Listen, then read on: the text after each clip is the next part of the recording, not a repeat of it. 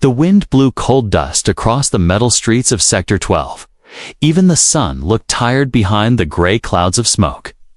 Jera pulled her thin scarf tighter around her face and held her daughter close. The little one, barely 6, hadn't eaten in 2 days. Her eyes looked empty, like she had forgotten what warmth felt like. Callie stood beside them, quiet. Her forefingers clenched tightly. She didn't speak unless she had to. A fresh bruise was forming on her cheekbone, but she covered it with a broken sleeve. She had left the refugee camp after another fight broke out over stale bread. Rooney leaned on a rusted pole, coughing quietly. Her body was weak and her eyes kept closing. But she forced herself to stay awake. This line was the only hope they had. It was the hiring line. A long stretch outside the human-owned Silver Core factory. Aliens from all over the sector waited in silence, hoping someone would pick them for work. But no one ever picked the widows. Everyone knew their story. Their husbands had died in the Outer Ring War, and now no one trusted them. They bring bad luck. Someone whispered from behind, "Shouldn't be here." Another voice muttered. But the 3 widows stayed still. They had no other choice. The line moved slowly. At the gate, a human foreman barked orders. "You, go in, you next. Not you, move." He pointed, shouted, and ignored most of the aliens when Jera reached the front. He didn't even look at her. "No," he said. "Why?" She asked quietly. He scoffed. "Because I said so." Then he turned his back. Jera didn't argue. She just stepped aside, holding her daughter's hand tighter. Callie and Rooney followed her, their hearts heavy. They stood near the wall, trying not to cry, trying not to fall apart. That's when he saw them. A human janitor, covered in grease and sweat, came out the side door. He pushed a cart full of old tools. His name was Tom, but no one paid much attention to him. He was just the cleaner, the man who swept the floor. When others went home, but Tom noticed things. Kay noticed how Jera didn't beg, how Callie kept her head high even when insulted. He noticed Rooney trying to hide her cough, trying to look strong. He paused near the gate and watched. The foreman shouted again, "Break time. Come back after lunch." The line broke apart. Aliens walked away, hungry and hopeless. The 3 widows didn't move. Tom pushed his cart slowly toward them. He didn't smile, didn't say much, but when he stopped near Jera, he looked her straight in the eyes. "You looking for work?" he asked. Jera nodded. "Careful." Callie stepped forward. "Protective." Tom raised a hand. "Relax, time, just asking." He looked back toward the factory, then at them again. "Storage bay's a mess," he said. "I could use some help after shift." They stared at him, unsure. No one had ever said that before. "It's not much," he added. "No pay not yet, but I'll share my bread." Rooney blinked slowly. Her stomach growled loud enough to be heard. Tom heard it and gave a small nod. "Meet me behind that gate after the lights go out," he said, then pushed his cart away. Jera looked at the others, unsure what to say. Callie looked nervous. "But hopeful," Rooney whispered. "Even a trap is better than starving." Jera held her child close.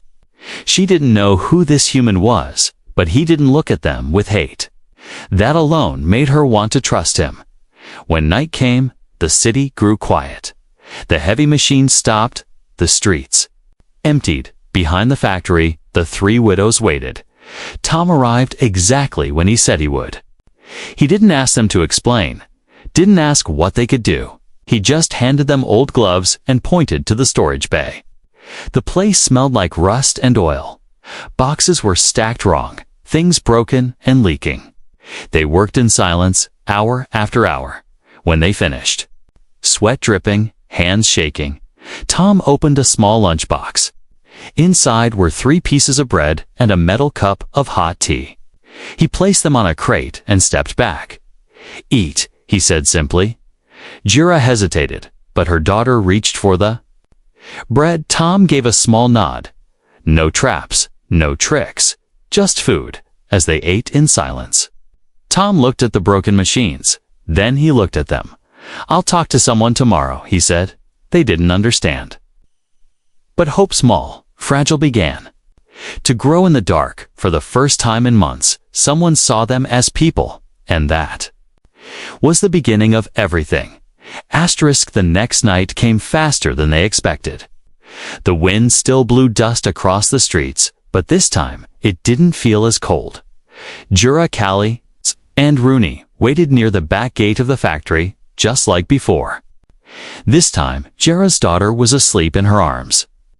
Wrapped in a patchy blanket, Tom had said to come after the lights went out, and they had obeyed when he appeared. He looked just as tired as the night before. His hands were stained with grease, his shirt torn at the collar, but his eyes held no cruelty, only quiet purpose. Come on, he said, pushing the same old cart. You remember the way? They followed him through the narrow side passage. The smell of old oil and hot metal grew stronger as they walked. The storage bay was still a mess. Cables tangled like vines, broken crates leaning against each other, tools scattered on the floor. Tom handed each of them a broom or rag. Callie grabbed hers tightly, almost with pride. Rooney smiled faintly as she started clearing the tool shelves. Jira laid her daughter down on an empty crate, letting her sleep, then picked up a mop. They worked without talking, only the sounds of sweeping, wiping, and boxes being moved filled the space. Tom didn't command or shout, he just worked beside them. When Rooney coughed, he handed her a bottle of water without a word. After an hour, something shifted. Callie climbed up a crate to reach a high shelf and accidentally knocked a box over. It crashed loudly, spilling parts everywhere. She froze, eyes wide in fear. Her breath caught in her throat. She expected yelling, punishment, maybe worse. Tom walked over slowly, knelt, picked up a bolt, and dropped it into the box. Then he said softly, just help me put them back. That was it. No blame, no anger. Callie blinked, nodded, and dropped to her knees to help. Jira watched from across the room, surprised.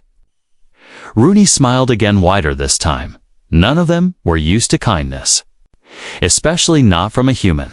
When the clock struck midnight, Tom finally leaned back against the wall, wiping sweat from his brow. You did good, he said. Better than some of the guys on shift. The three widows looked at him, unsure if he was joking, but he wasn't. His face was serious, honest. He walked to the side and returned with a cloth-wrapped bundle, laid it gently on a crate, then unwrapped it. Revealing 3 thick pieces of bread, still warm. Steam rose into the cold night air. Beside the bread was a dented thermos of tea with 4 small tin cups. Tom poured the tea and pushed the bread forward. It's not much, he said, but it's real. Jera didn't move at first. Callie hesitated. Rooney looked like she might cry.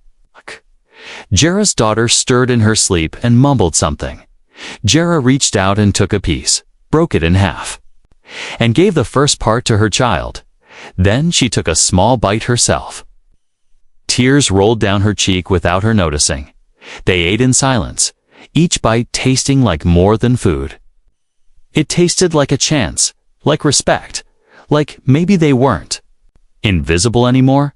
Tom sipped his tea and looked around the bay. Place looks better already, he said. You fixed the wiring? He asked Rooney, who nodded proudly. I used to do it before, she said, voice soft. My mate was a builder. Tom nodded. You've got skill, he said. He looked at Callie, who had sorted every shelf and labeled boxes. Good work. She gave a small smile and lowered her eyes, hiding her happiness.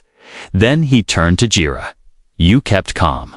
Even when the little one cried, and you didn't stop working. Jira looked at him, unsure how to respond. I just want to earn food, she said. Tom nodded again. He stood up and stretched his back, then looked at the gate. I'll talk to someone tomorrow, he said again, like he had the night before. But this time, his voice was stronger, more certain. Jira asked carefully, "Talk to who?" Tom paused, then said, "Someone who owes me a favor." Callie raised an eyebrow. "A human?" she asked. Tom gave a half smile. "A human who listens." Then he gathered his tools, pushed the cart to the corner, and turned back to them. "If you want, come again tomorrow," he said. "Same time, same place." Then he added, "No promises, but I think something's changing." The three widows didn't speak. But when he walked away, Jera turned to the others and whispered, "I believe him." And for the first time in months, they all nodded in the silence of the night in that oily, broken storage bay. Hope began to grow like a quiet flame, and none of them knew yet, but that flame was going to change everything. Tom didn't sleep that night. He lay on the small cot in his tool-shed apartment. Staring at the rusted ceiling, the image of Jera's child nibbling half a slice of bread wouldn't leave his mind. They didn't ask for pity, didn't complain, didn't steal. They worked harder than most of the men who punched in at the factory every day, and yet no one wanted to give them a chance.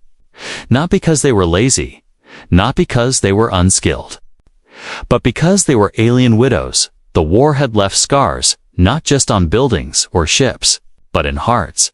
Many humans lost family fighting the alien coalition. And even though these women had nothing to do with it, they carried the blame like a chain around their necks. But Tom had seen war too. He had cleaned the burn marks from the metal walls. He had seen children buried in ash, both alien and human. And he had learned something most people didn't. Suffering looked the same in every species that morning. After washing his face and packing a cold sandwich, he headed straight to the supervisor's office. Greg, the floor supervisor, was a tall man with a scar running down his jaw and an attitude twice as sharp. Tom knocked and stepped inside. Greg didn't even look up. "You're late," he grunted, flipping through reports. "I need to talk," Tom said, standing firm. Greg raised an eyebrow, then leaned back. "This better be about machines and not feelings." Tom ignored the jab. "There are three women," Quay said.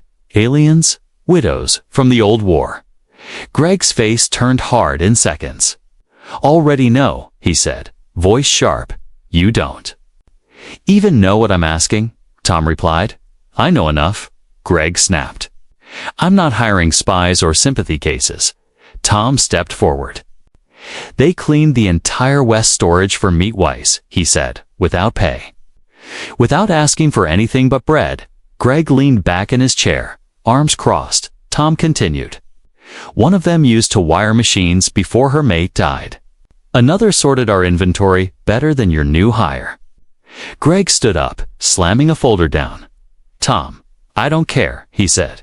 "People hate aliens, especially ones like them. If I bring them in, workers walk, production suffers. And we both lose our jobs." Tom didn't back down. "Then let me call in a favor," he said.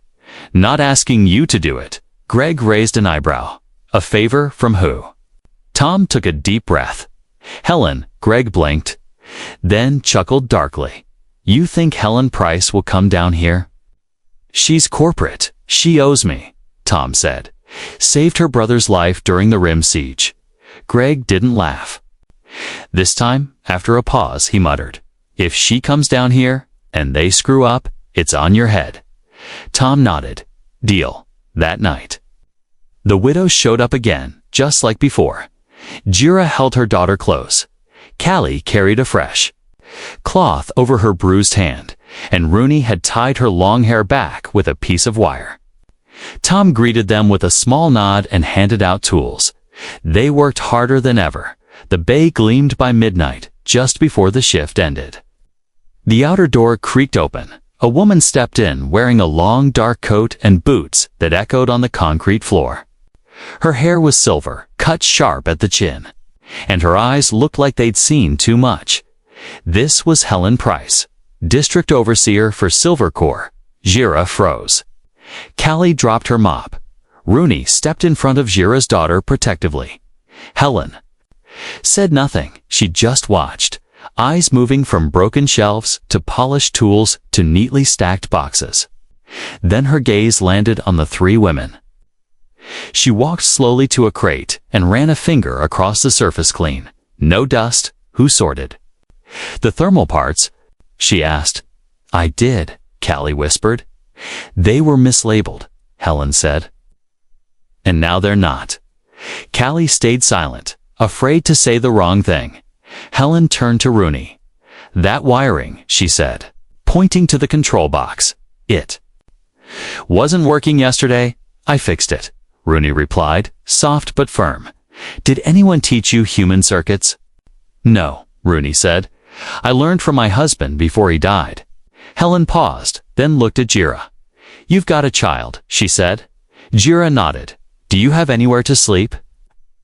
No, Jira answered, voice trembling. Not safe anyway. Helen looked at Tom, then back at the three alien women.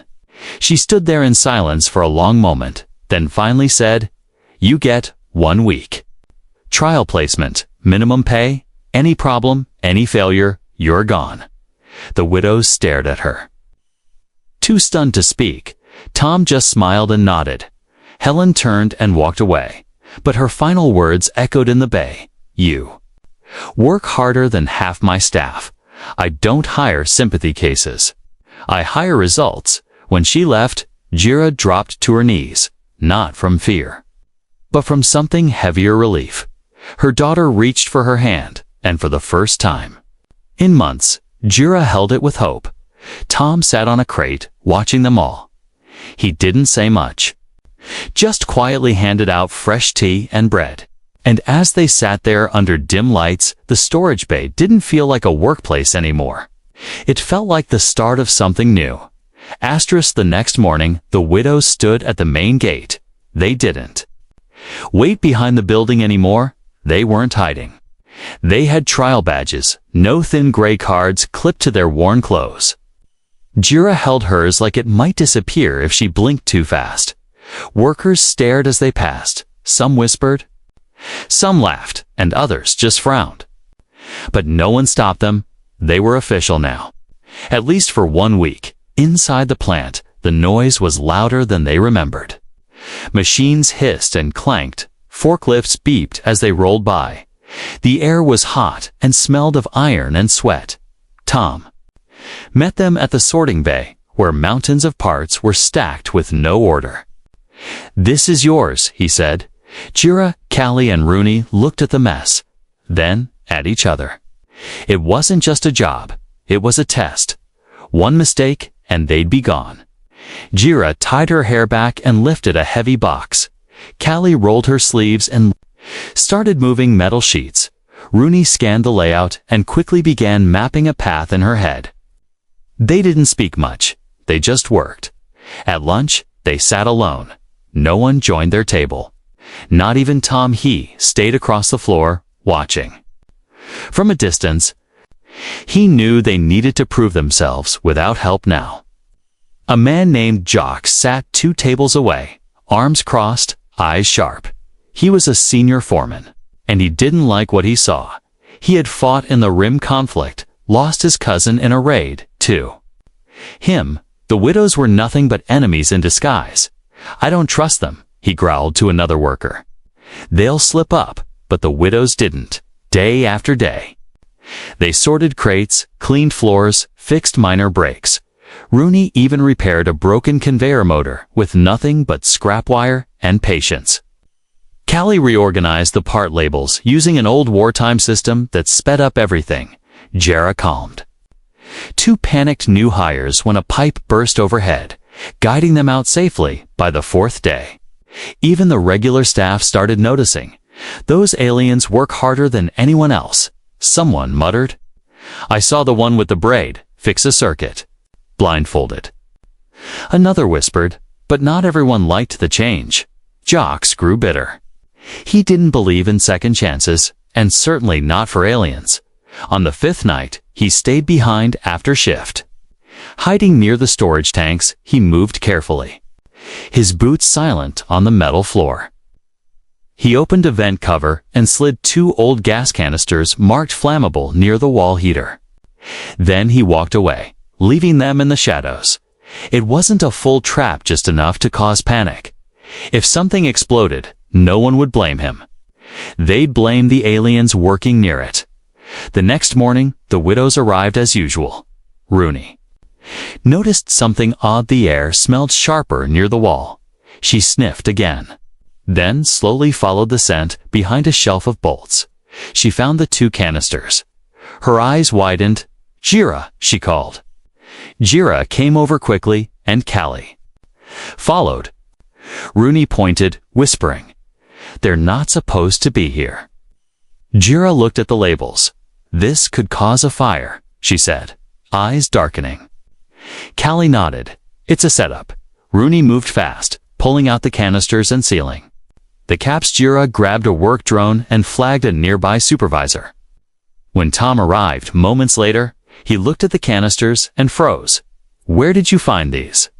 he asked, voice low. Rooney pointed. Tom's face turned cold. "I want security footage pulled now," he told the supervisor. The footage came fast, and it showed exactly what they feared: jocks sneaking into the bay late at night, placing the canisters. The plant went silent when the news spread. Jocks was dragged out by security while cursing loudly, "Helping aliens over your own kind." He shouted at Tom, "You're a traitor." Tom didn't flinch. Helen Price arrived within the hour. She watched the footage in silence, then turned to the widows. "You found the danger," she said. "You reported it. You saved this factory from a real accident." Then she looked at the gathered staff. "Tell me," she asked, loud enough for all to hear, "do these women look like enemies?" No one answered. Silence meant agreement. Helen turned back to Jira, Callie, and Rooney. "You've passed your trial," she said. "You'll get proper pay, your name's on the roster, and something else." They looked at her, unsure what she meant. She smiled slightly. "You're not just workers now," she said. "You're essential." Tom stood beside them, proud. The widows didn't cry, but their eyes glowed with quiet strength. They had survived the war, hunger, and hatred, and now they had earned their place. But deep in the back of the crowd, not everyone smiled. Some faces still held bitterness, and outside the gates, whispers of revenge began to stir. The trial week was over, but the true test was yet to come. It happened on the 6th night. The factory floor was quiet. Long after the last shift ended, only a few backup lights hummed. Casting yellow shadows on the walls, the widows had stayed late. Reorganizing the south storage unit, they didn't mind the extra work. They were proud now, respected, even greeted with cautious nods by some of the crew. Yara folded a tarp over a pile of parts. Callie checked the supply scanner, marking down missing pieces. Rooney was fixing a flickering light panel near the back wall. Their movements were smooth, practiced, calm. They were building something here, not just a job, but a life. Then they heard it, a sudden pop, like air bursting from a valve. Jira turned first, eyes narrowing. Smoke curled from under the large door near the old fuel tanks. "Something's wrong," she said, voice sharp. Callie ran to the control panel, pressed the alarm button. Nothing. The panel blinked, unresponsive. A second pop followed, then flame red and fast. Licking up the side of a rusted shelf, Rooney stumbled back. Coughing, "The system's been cut," she shouted. Jira looked around, grabbed a metal rod, and slammed it against the emergency door sensor. Nothing. They were locked in. Tom had just stepped out of the side lot when he smelled the smoke. He dropped his tools and ran. Others shouted behind him. Workers pointing at the rising flames. Someone's inside. Someone yelled. He didn't stop to ask who. He already knew. Tom burst through the emergency entrance using his badge override. Heat hit him like a wave. Inside, he saw them 3 figures moving through the smoke. Jira holding her daughter. Wrapped in a jacket, Callie helping Rooney stay upright. Her face smeared with soot. Tom grabbed a fire blanket from the wall and ran to them. "Cover your faces," he shouted. He wrapped Rooney in the blanket and pulled them toward the open hall. Sprinklers finally kicked in overhead, hissing and raining down in streams. By the time they got outside, the fire crews had arrived. Lights flashed red and white. Across the lot, everyone gathered to watch: managers, workers, security, and then, from the crowd, a voice rose. It was them, wasn't it? All heads turned. It was Jocks, standing beside two other workers. He pointed at the three coughing women and shouted again. "They were working in there, weren't they?" "Sabotage," another man added, "trying to destroy the place after we gave them jobs."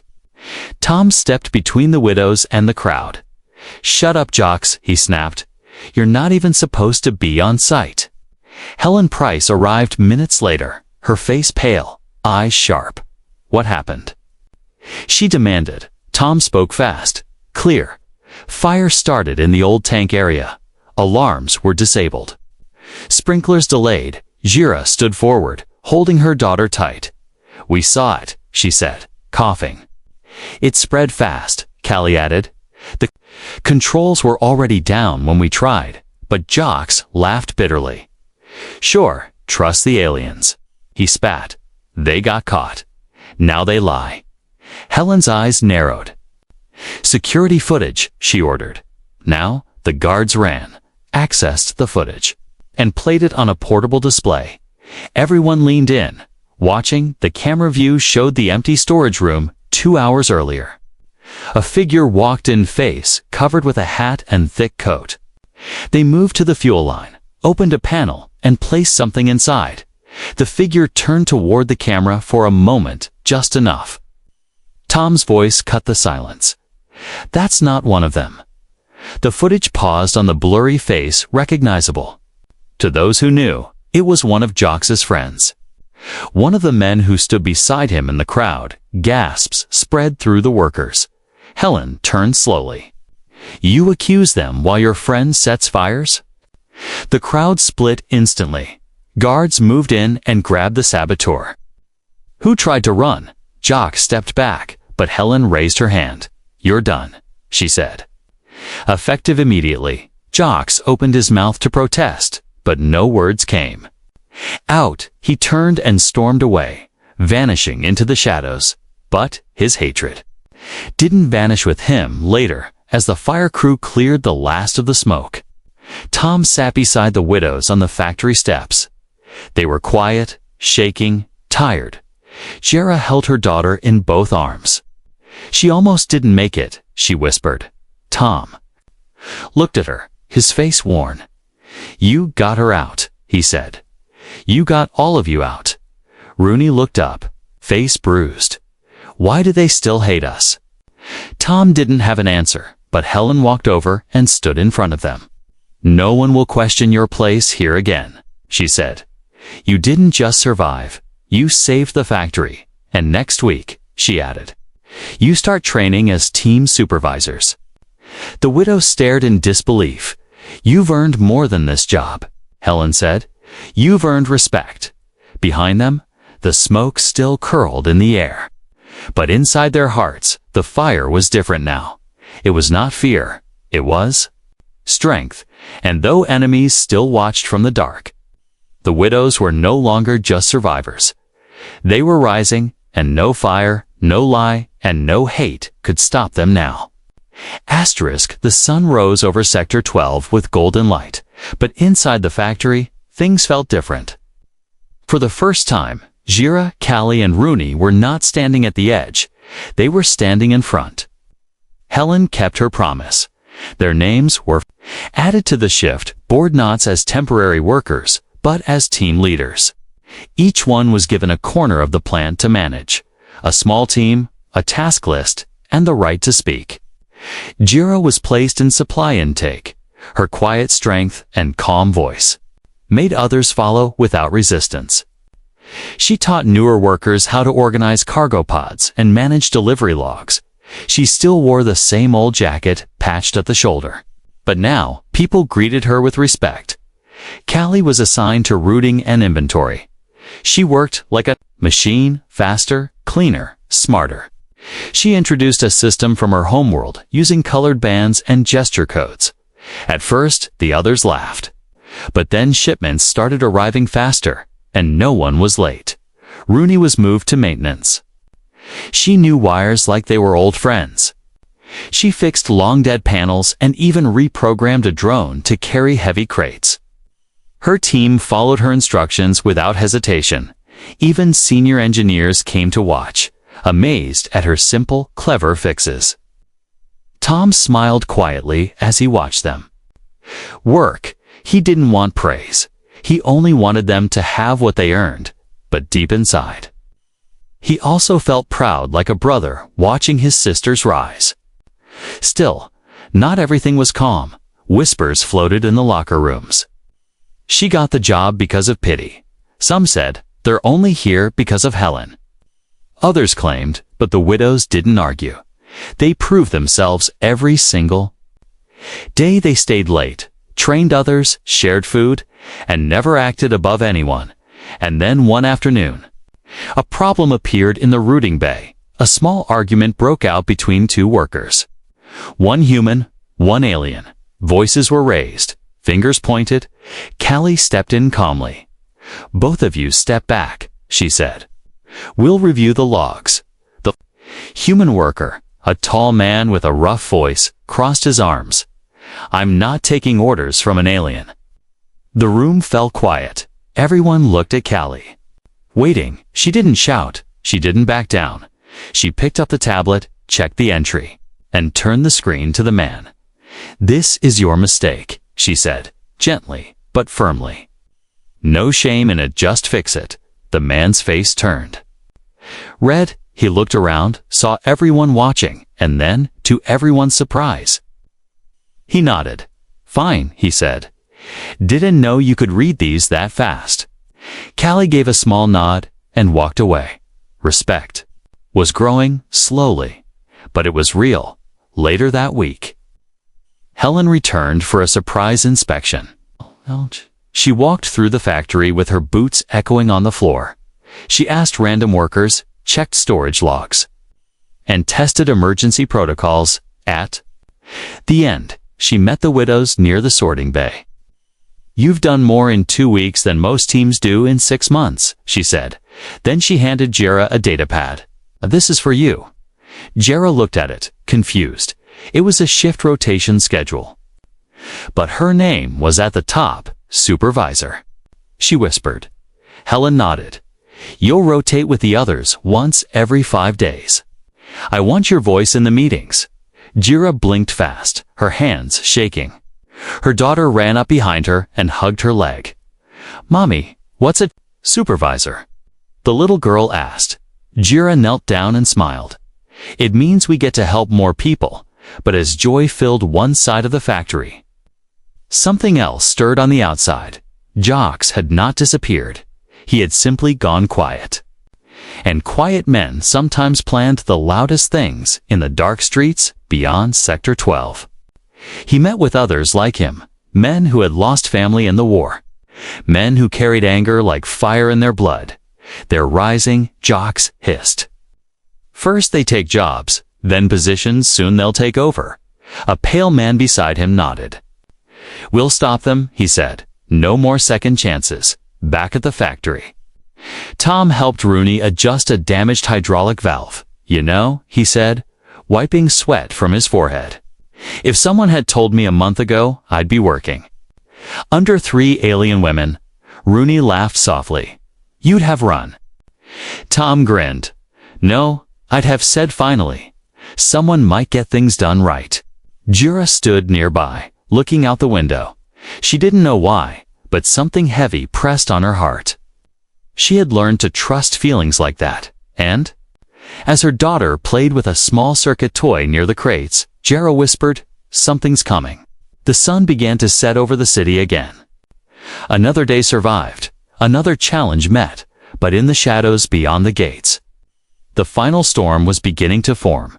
and the human who gave them hope would soon have to choose not just sides, but who he was willing to protect and what he was ready to lose.